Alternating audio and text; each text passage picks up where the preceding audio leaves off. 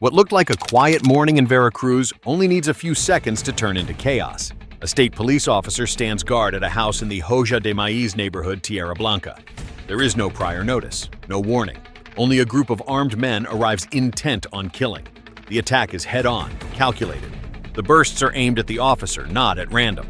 It's an ambush in an urban area, with houses pressed together and civilians just meters from the crossfire, including a woman on a motorcycle who moments earlier had been calmly talking with the officer.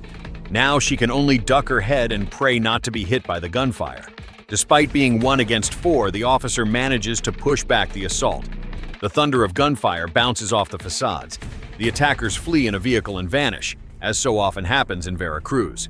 No one goes down, and the news spreads quickly with no one held responsible.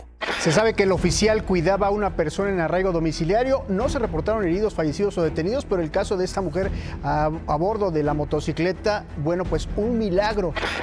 Minutes later, the state responds with patrols, tactical sweeps, security checkpoints. State police, Navy, and National Guard seal off the area. No arrests. Still, the warning is written into the pavement. Armed groups no longer fear attacking authority face to face. But this story neither begins nor ends in Cruz Blanca. Kilometers away in Cruz Blanca, violence also doesn't wait. It arrives before dawn when people are getting ready for work and the day is barely breaking. At 5 in the morning, a high-intensity shootout jolts the town awake. Armed civilians clash with federal and local forces in a residential area. The shots last for endless minutes. One attacker barricades himself inside a house and stretches the fight out.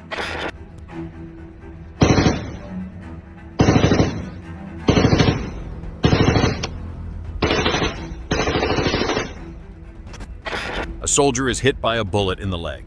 In the middle of the firefight, Navy officer kneels beside him and applies a tourniquet. Everything is captured. Gunfire in the background, ragged breathing, the war without pause. The toll is brutal. 5 dead, 4 civilians, and a municipal police officer. It isn't an isolated incident. It's the second attack in less than a week in the same locality. Days earlier, another house had been attacked. 2 scenes, one same state. Veracruz burns at different hours with the same intensity. Violence is no longer the exception, it's the pattern. And every new clash pushes the limit of what seems normal.